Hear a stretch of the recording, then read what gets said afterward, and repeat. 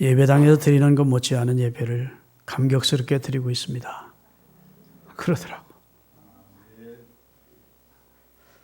그리고 이제 한 주간쯤 지나서 보면 대부분 한 120, 30명 이상이 조회해서 예배를 영상으로 참여를 한 것을 보면서 많이 위로를 제가 받습니다.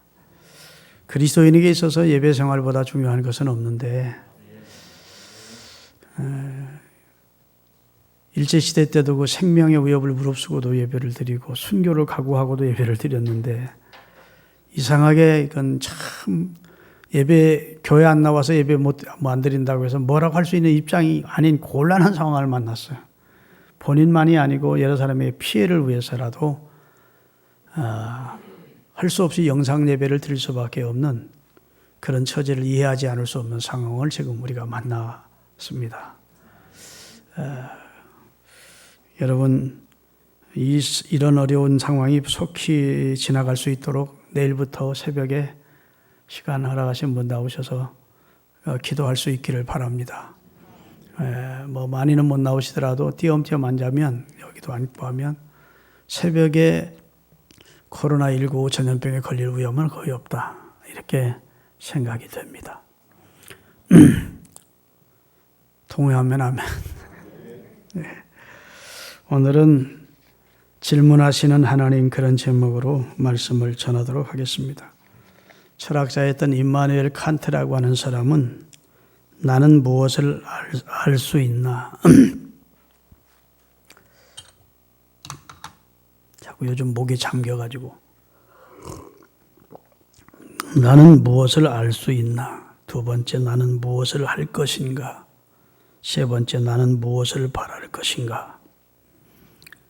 이런 질문에 대한 철학적인 근본 문제를 질문하고 있어요.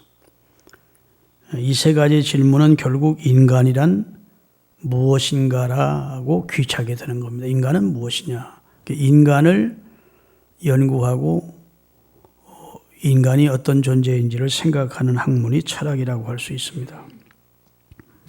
철학이라고 하는 것은 인간과 세계에 대한 근본 원리와 삶의 본질을 연구하는 학문인데 그것을 인식하고 그 존재를 생각하고 가치를 발견하는 것이 철학이라는 학문입니다.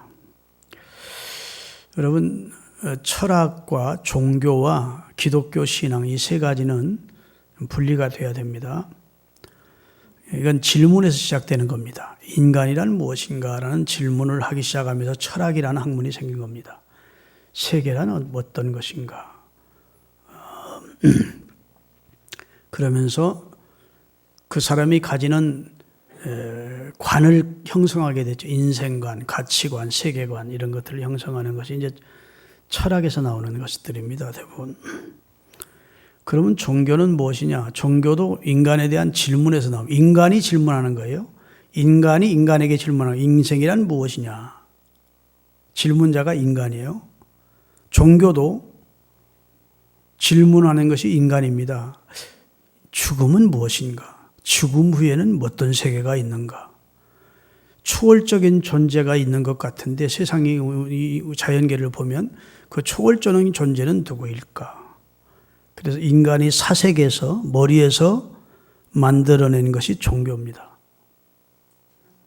아멘. 그래서 철학도 이방 종교도 다 인간의 사색에서 나온 겁니다. 머리에서. 그러니까 철학은 인생과 세계를 깊이 생각하고 연구하는 학문이라고 하면 종교는 죽음, 영적인 존재, 뭐 이런 초월적인 신, 뭐 이런 교감 이런 것을 하기 위해서 만들어진 것이 종교인데 창세 이후로 지금까지 종교가 없었던 적은 없었습니다. 그래서 인간은 항상 종교심을 가진 존재로 하나님께 의해서 지음을 받았다고요. 그런데 안타까운 것은 인간의 이방 종교는 거의 다 인간의 머리에서 나온 겁니다. 거기 자기가 자기에게, 인간이 인간에게 질문을 해서 아마 이럴 것이다. 죽음 후에는 이런 것이 있을 것이다. 사후 세계는 이럴 것이다. 그 다음에 초월자라는 저 신은 이런 존재일 것이다. 뭐 이렇게 해서 만들어낸 그런 가운데 뛰어난 분들이 이제 종교를 만든 사람들입니다. 그럼 우리 기독교 신앙은 무엇이 다르냐? 우리 기독교 신앙은 하나님의 계시로 출발합니다. 천지 만물은 이렇게 만들어졌다. 하나님이 천지와 만물을 지으셨다. 인류는 이렇게, 인간은 이렇게, 인간 역사는 이렇게 시작됐다. 그래서 창세기는 시작의 책이에요. 모든 것의 기원을 말하고 있는 책입니다. 그래서 천지 만물이 창조되게 된 배경에 하나님이 계신 거예요. 하나님이 그걸 알려주신 겁니다. 하나님의 계시로 시작된 것이 기독교예요. 아멘. 그 다음에 인류의 시작도 창세기 기록되어 있어요. 아담과 하와를 지었고 그래서 인류가 시작됐다. 범죄와 범죄에 대한 보응이 성경에 기록되어 있습니다. 창세기에. 그 다음에 하나님의 속죄받는 방법과 그 다음에 구원의 방법을 성경 창세기에 기록하고 그 모델로 이스라엘을 선택하시는 내용까지가 이제 창세기에 기록이 되어 있는 겁니다. 다시 설명드리면 복잡하지만 이렇습니다. 철학이나 종교는 인간의 머리에서 나온 것이다. 기독교 신앙은 하나님의 계시로 시작이 됐고 그 다음에 계시된 하나님께서 계속 인간에게 자꾸 질문을 던지는 것으로 하나님이 인간에게 던지는 질문으로 기독교는 계속 더 굳세게 세워집니다. 그래서 여러분 우리가 부모님이 자녀들을 태어나게 하고 나서 그러고 나서 이제 자녀들에게 질문을 하죠. 오늘 어디 갔었니? 너 그렇게 하면 되겠냐? 뭐 이렇게 하면 자꾸 질문을 하죠. 그러면 이제 그 아이가 자기 나름대로의 답변도 할 것이고 거기에 대해서 또 다시 그 답변에 대한 또 질문을 하고 뭐 이런 관계가 이제 부모와 자식 간의 관계이고 인간관계인데 시작을 어떻게 하시느냐. 하나님의 계시로 인간이 출발됐고 인간이 범죄할 때마다 하나님은 다가오셔서 인간에게 질문을 던지는 겁니다. 아멘. 그래서 하나님의 질문이 성경에 많이 나와요. 특별히 성경 전반부 창세기에 하나님이 인간을 향해 던진 질문이 여러 번 나오는데 다 중요한 내용의 질문입니다. 오늘 본문 전에 창세기 3장 9절에 하나님이 범죄한 인간 아담이 하나님을 뵐 면목이 없어서 죄를 짓고 나자 마음에 공포심과 두려움이 엄습해 오면서 하나님의 낯을 피하여 나무 밑에 가 숨었다고요. 그때 하나님이 던진 질문이 인류 최초의 하나님이 인간에게 던진 질문입니다. 같이 읽겠습니다. 여호와 하나님이 아담을 부르시며 그에게 이르시되 내가 어디 있느냐. 한마디로 말하면 아담아 이렇게 불렀다고요. 그리고 네가 어디 있느냐 이렇게 불렀다는 말씀이 되겠습니다. 아담이라고 하는 말은 히브리어로 사람아 그 말입니다. 아담아 그 말은 사람아 인생아 네가 어디 있느냐 이렇게 물으신 것이죠. 하나님은 인간 아담을 짓고 그가 홀로 독초하는 것을 안타깝게 여기고 그에게 짝을 지어 가정을 이루어 주셨습니다. 그리고 보시기에 심히 좋았고 그들이 생활하기 아무 불편함이 없는 최고의 에덴에서 생활할 수 있게 해 주었습니다. 그것은 인간을 사랑하고 배려하시는 하나님의 마음이었습니다. 그리고 선악을 알게 하는 나무의 열과는 먹지 말라는 금령 하나를 주신 것입니다. 그걸 먹는 날에는 정령을 죽을 것이라고 하는 단서까지 하나님께서 붙여서 말씀 안에서 살 것을 종용했는데 결국은 이제 사단의 꾀임에 빠져서 그 금령을 어기게 됩니다. 죄를 지차 마음에 어두움이 딱 들여오면서 이제 그 영혼이 뽀개져 버린 것입니다. 고장난 것이죠. 하나님과 기쁨으로 만나고 평강 가운데 하나님과 만나는 행복감에 젖어 있던 삶이 가운데 산산조각이 나면서 그 마음에 어두움과 두려움이 엄습해 온 겁니다. 그래서 그가 숨었습니다. 숨었더니 하나님께서 그를 찾아오셔서 그에게 어디 있느냐고 질문을 던지게 된 것이죠. 따라합시다. 죄인을 찾으시는 하나님의 사랑의 음성이었다. 지금 아담이 범죄한 줄을 하나님이 아실까요? 모르실까요? 하나님이 모르시지 않습니다. 하나님이 지금 어린아이들 숨바꼭질하듯 어디 숨었냐?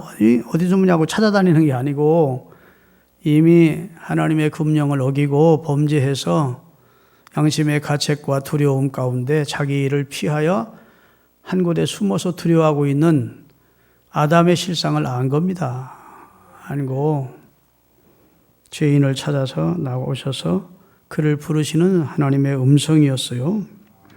다시 말해서 그의 공간적인 위치를 물은 것이 아닙니다. 너 어디 있냐 하고 그의 몸이 어디 있는지를 묻는 게 아니고 아담의 상태를 물은 겁니다. 네 영적 상태가 어떻게 되냐? 내 말 거역하더니 마음에 기쁨이 있냐?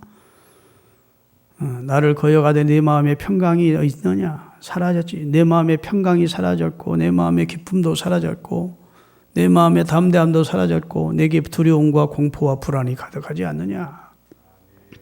그런 직접적인 질문이라고요. 범죄한 아담에게 하나님은 그의 몸의 위치를 묻는 것이 아니고 하나님을 떠난 네 상태가 어떠하냐고 질문하고 있는 것입니다. 할렐루야. 여러분, 인간이 제 위치를 벗어난 존재가 되어버렸는데 그게 창세기 3장 9절 이 사건이 인간이 범죄한 첫 사건이라고요.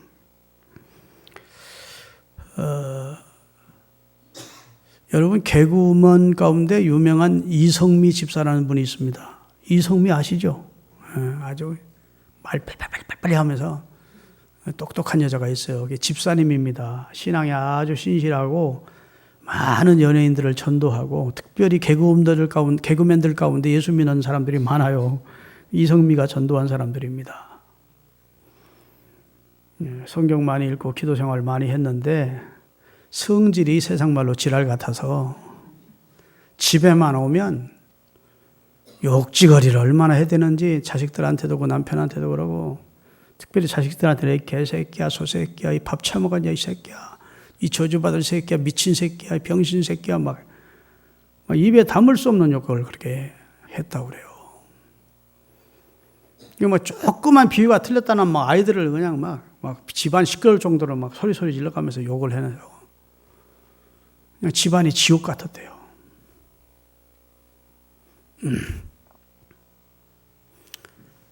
그런데 어느 날 그런 생활이 계속됐는데 어느 날 17살짜리 아들이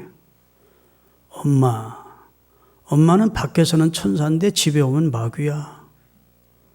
욕쟁이 마귀. 그 말에 충격을 받았대요.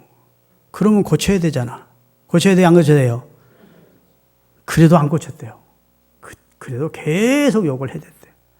그런데 어느 날 하나님의 음성이 마음으로 들리더래요. 귀로 들리는 게 아니고 마음으로. 성미야, 내 귀에 들린 대로 내가 가게 갚아주기를 원하느냐? 네 자식을 진짜 미치게 해줄까? 네 자식을 병신 만들까? 내 귀에 들린 대로 내게 행하겠다. 그러더래. 그 앞에는 꼬꾸라졌대요. 아니 그분이 직접 나와서 간증한 거예요. 새롭게 하소서에는. 가슴을 치면서 얘기했대. 하나님 용서해 주십시오.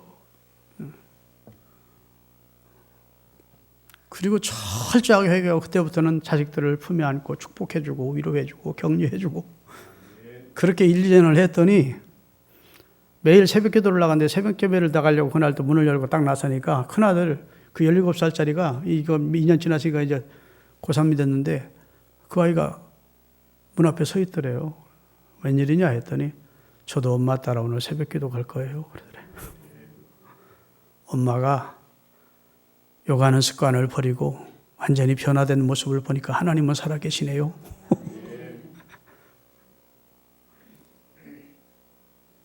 그날 같이 가서 새벽 예배 드리고 아들은 예배 끝난 다음에 집으로 돌아가고 자기는 1시간 넘게 울다가 왔대요. 막 통곡하면서. 여러분 아담아 네가 어디 있느냐 그 말은 오늘 우리에게 네가 정말 내 안에 있느냐 주 안에 있느냐. 아멘.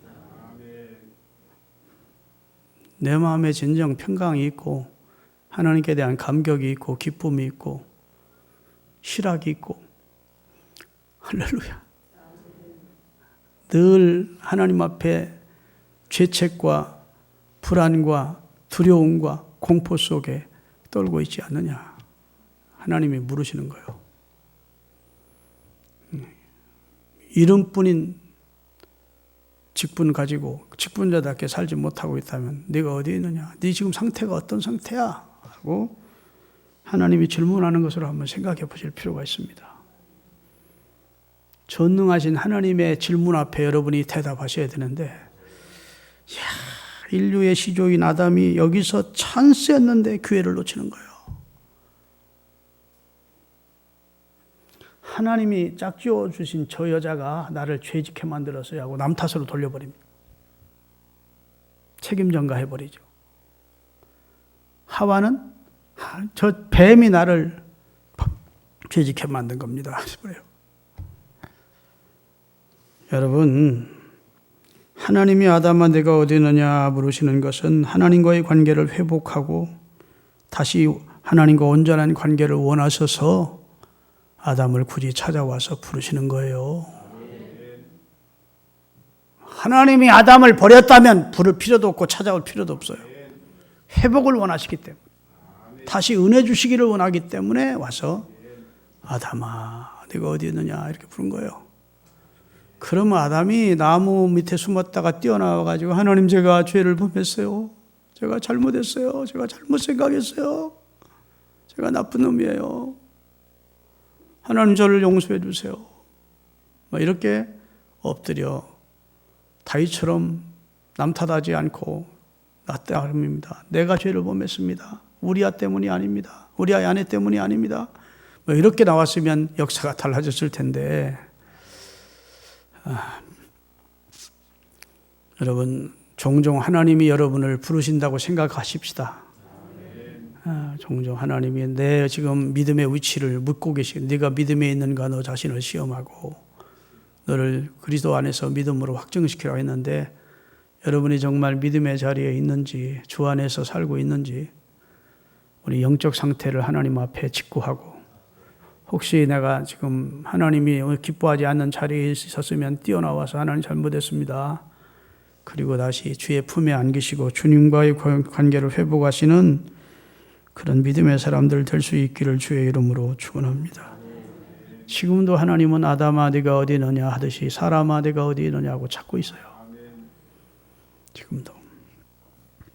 두 번째 하나님이 사람에게 던진 질문이 있는데, 아담과 하와가 결혼한 짝을 이룬 다음에 아들 둘을 낳습니다. 나중에 물론 하나 더 낳게 되죠. 그러나 하여튼 큰아들은 이름이 가인이고 동생은 아벨이었습니다. 그리고 둘 다 장성한 후에 하나님 앞에 제사를 드렸는데, 아벨은 피 있는 양의 제사를 드렸고 가인은 그냥 곡식으로 예배를 했습니다. 근데 하나님께서 아벨과 아벨의 제물은 받으시고 가인과 가인의 제물은 받지 않으셨다. 히브리서 11장에 그렇게 기록되어 있습니다. 그러면 여러분 보세요. 죄의 DNA가 이미 아담과 하와에게 들어왔고 그 죄의 DNA를 타고 병든 그런 영혼을 가진 그 아들들이 여기서 내 잘못이지 뭐, 동생은 그래도 다행히 동생 예배는 하나님 받으셔서 감사하다. 동생 축하해. 나 다음에 하나님이 받으시는 예배를 드려야 되겠네. 이랬더니 얼마나 좋아. 그럼 얼마나 은혜가 될 거예요. 그런데 이럴 수가 있어? 그죠?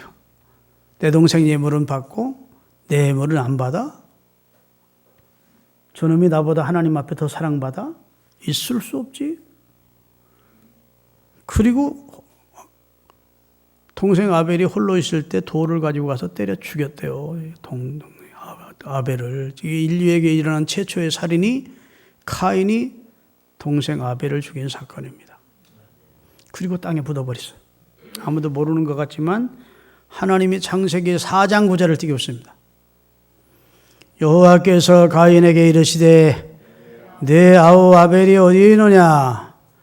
그가 가로되 내가 알지 못함이니이다. 내가 내 아우를 지키는 자입니까?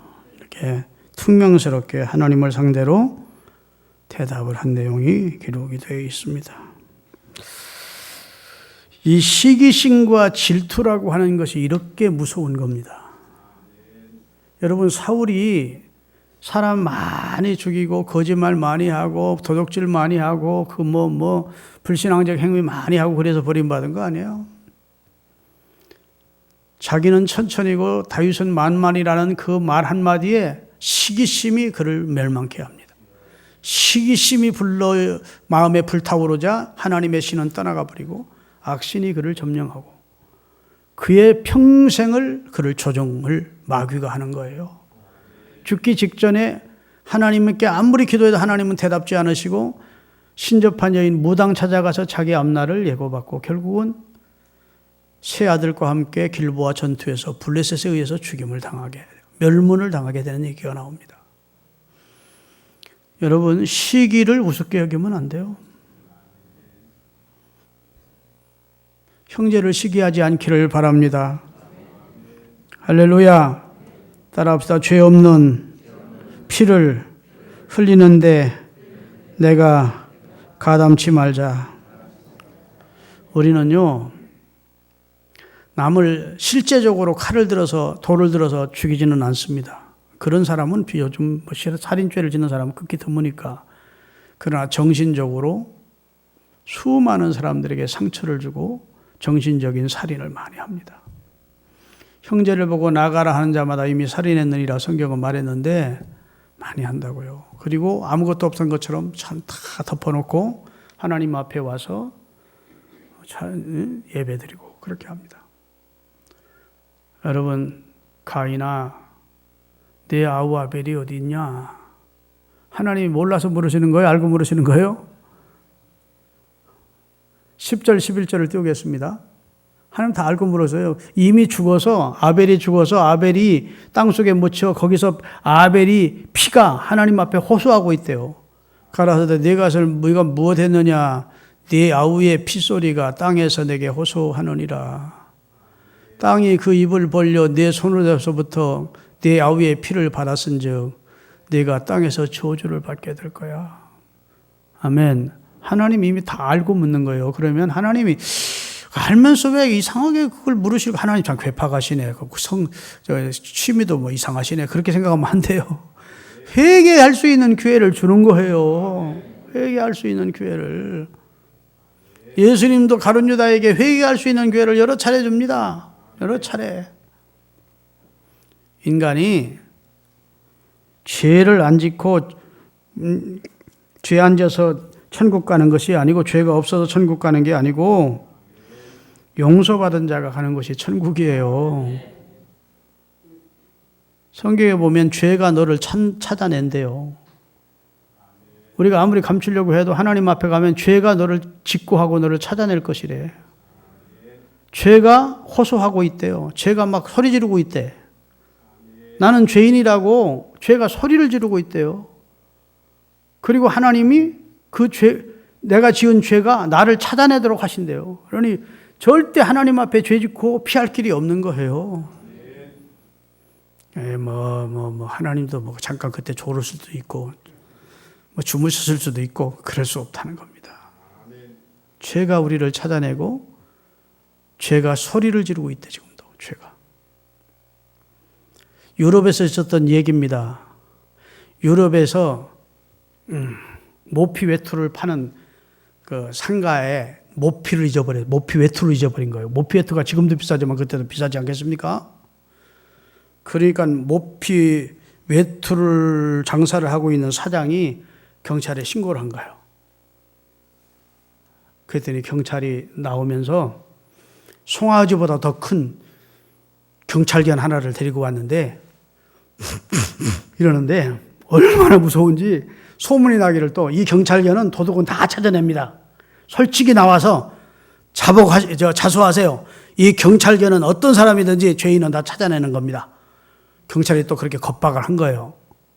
그러니까 사람들이 막 구경 나왔던 사람들까지 막 다 바짝바짝 쫄고 있었는데 그 경찰견이 송아지만한 경찰이 와가지고 사람을 살짝 다리를 무는 사람이 그 사람이 범죄한 사람이야. 그러다가 쭉 구경 나온 사람들의 수위 아저씨 다리를 살짝 물어버린 거야.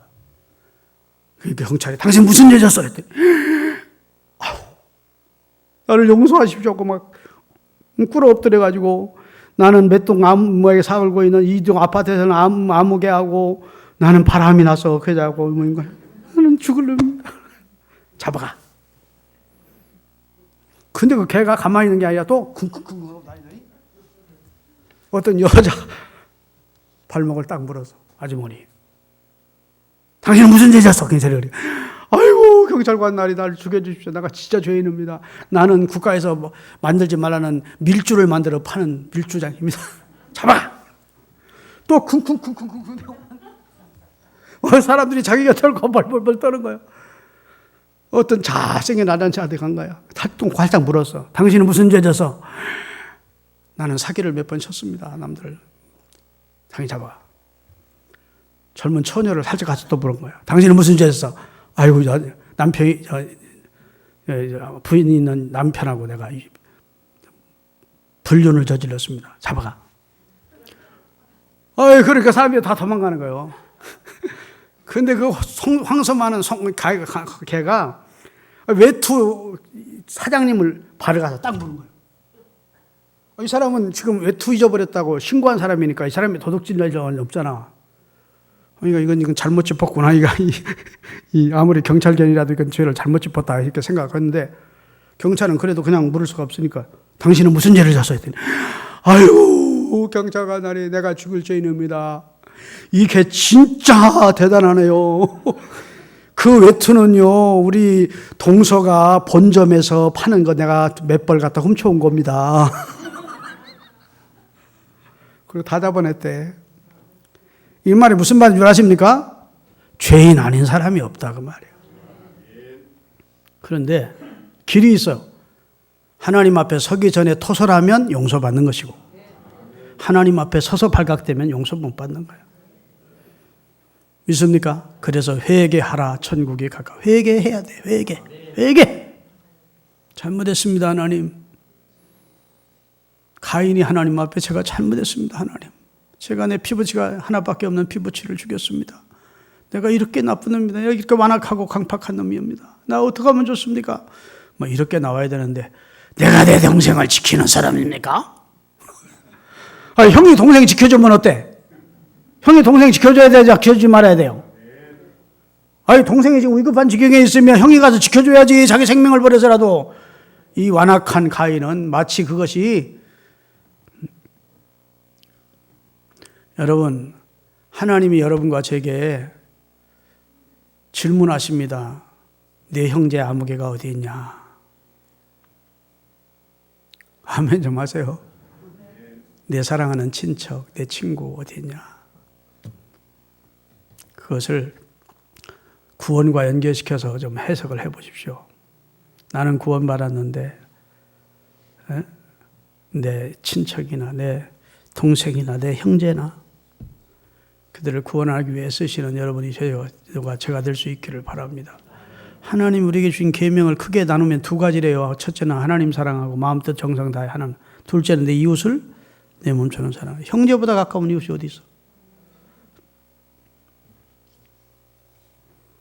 마지막으로 오늘 본문 보면 아브라함에게 본처가 사레가 있었는데 아브라함 나이 86세가 됐고 사라의 나이 76세가 됐는데 자식이 없었어요. 하나님은 분명히 약속했어요. 아브라함이 75세 때 그러니까 11년 전에 네 자손이 하늘의 별처럼 많게 해주겠다고. 그런데 11년이 지났는데도 자식을 못 낳는 거예요. 이제는 사라가 생각할 때 76세, 내 나이 76세니까 자식 낳기는 틀렸다. 절망한 거예요. 그래서 아마 내 몸을 통해서는 이제 자식 낳기는 틀렸고 애굽에서 끌고 온 아브라함이 애굽으로 내려갔을 때 애굽의 에비멜렉 왕이 아브라함에게 애굽의 종들을 주었습니다.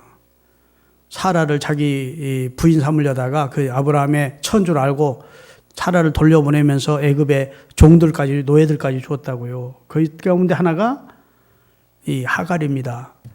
그냥 아브라함의 부인의 종이에요. 그러니까 자기 종 하가리를 통해서 남편에게 아들을 낳게 하면 그것도 하나의 방법이지 않겠나 하고 차선책을 택한 겁니다. 그리고 아브라함에게 여보 오늘 밤에 우리 나를와 당신 통해서는 이제 자식 낳기는 틀리고 내 집에 내게 수종드는 내 여종 하가를 오늘 밤 당신 방에 넣어줄 테니까 당신 통침하고 아들을 낳아서 그래가지고 당신 씨를 이 땅에 퍼치십시오. 그런 거예요. 그럼 뭔 소리야? 그럴 수 없지. 하나님의 약속을 더 기다려봅시다. 그래야 되는데 아브라함이 열 여자 마다할 남자 없다고? 그래요? 그럼 당신 뜻대로 해. 그런 거예요. 아픈 마음을 안고 속은 쓰린데 할 수 없이 하나님의 뜻이 어떤지 어디에 있는지 모르니까 하가를 남편 방에 넣어줬는데 아유 그냥 기다렸다는 듯이 하나님이 그냥 애를 갖게 하셨네. 그렇게 겸손하고 온유하고 착했던 이 하갈이 그때부터 딱 변하기 시작하는 거예요. 내가 이제 안주인 된다. 그러면서 자기 여주인이었던 사례를 무시하고 멸시하고 애도 못 낳는 여자라고 그냥 조롱하고 그러니까 하갈이 너 사례가 너무 속이 상한 거예요. 그래서 남편을 불러놓고 여보 이 문제는 하나님 앞에서 당신과 내가 해결받아야 된다. 나는 하나님의 뜻을 이루려고 참 양보를 했는데 저 여인이 애를 가지더니 저 하갈이 나를 이건 뭐 이렇게 속상하게 하는데 하나님이 판단해 주시기를 바란다 했더니 아브라함이 당신 종이니까 당신 뜻대로 해. 그랬더니 막 그때부터 또 사례가 여종을 막 학대했대. 그러니까 사례가 아이고 사례 하갈이 자꾸 헷갈리네. 하갈이 견디지 못하고 그냥 집을 나와버린 거예요. 애 벤 상태에서. 그래가지고 이제 광야를 방향하고 있는데 하나님이 나타나서 하나님의 천사로 갔다 나타나서 사례의 여종 하갈아 네가 어디서 왔으며 어디로 가느냐 물은 거예요. 참 인간의 근본을 묻는 질문이고 삶의 방향을 묻는 질문이고 아멘. 네 신분과 사명을 묻고 있는 겁니다. 네 신분이 뭐야? 네가 애봤다고 네가 주인이야? 너는 종 아니야? 그 말입니다.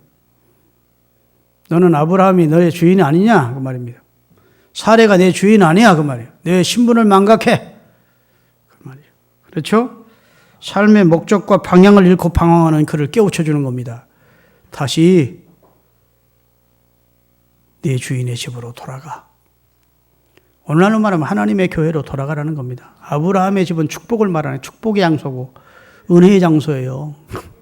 거기서 좀 힘들다고 그냥 떠났다가 하나님이 혼내키는 거야. 다시 돌아가. 네 본분을 다해라. 너는 종이니까 종의 본분을 다하면 네 속에 있는 네 씨가 아들이 돼요. 이스마엘이라는 아들을 이름을 지어주고 내가 큰 민족 이루어줄게. 너는 종의 신분을 다해라. 그래서 하갈이 들어가서 잘못을 고백하고 아브라함과 사라에게 충성을 다했다고요. 믿습니까? 그러면 오늘 이 말씀을 약간 이렇게 해석을 달리해서 인생아 네가 어디서 왔으며 어디로 가느냐 묻는 질문으로 바꿔보자고요. 최희준의 하숙생처럼 인생의 나그네 길 어디서 왔다가 어디로 가는지 우리는 모른다고 하니까 성경은 답이 있어요. 인생은 하나님께로부터 왔고 하나님에 의해서 생명을 다시 얻어야 되고 그리스도를 통해 하나님께로 돌아가게 되어 있다고. 그냥 방황하는 하갈처럼 살면 안 된다고요. 모든 인생은 지금 인생이 어디서 와서 어디로 가는지를 모르고 삽니다. 죽어봐야 알지 뭐 이러지. 성경은 밝히 가르쳐 주었는데 그렇죠? 하나님의 백성들, 믿음의 사람들이 영웅적인 발자취를 기록하고 있는 히브리서 11장을 읽어보면 믿음의 사람들은 육신의 본향을 돌아가려면 돌아갈 기회가 여러 번 있었지만 육신의 본향을 본향이라고 생각하지 않았대. 더 나은 본향을 사모하며 살았대. 더 나은 본향. 하나님이 우리를 위해 준비한 본향을 사모하며 살았던 사람들이 믿음의 사람들이에요. 여러분과 저도 하나님에 의해서 출생이 됐고 하나님의 귀한 말씀과 그의 말씀 대신 그리스도를 통해 생명을 얻었고 하나님께로 돌아갈 것이 이미 자명한 겁니다. 할렐루야. 로마서 11장 36절 읽고 말씀 마치겠습니다. 로마서 11장 36절 이는 만물이 주에게서 나오고 주로 말미암고 주에게로 돌아감이라. 영광이 그에게 세세 있느니라. 인생은 주로 말미암아 존재케 되고 주로 말미암아 주에게서 왔고 주로 말미암아 존재하고 주에게로 돌아가는 존재다. 오직 영광은 그분만 세세 무궁토록 받아야 된다. 이렇게 말씀해 주시고 있으니까 여러분 인생 미아처럼 살지 마시고 부모 일은 그런 없는 고아처럼 살지 마시고 분명한 목표를 정하고 하나님께 설날을 생각하며 오늘을 사는 내 본분과 직분을 감당하며 사는 하나님의 사람들 될 수 있기를 바라겠습니다. 기도하겠습니다.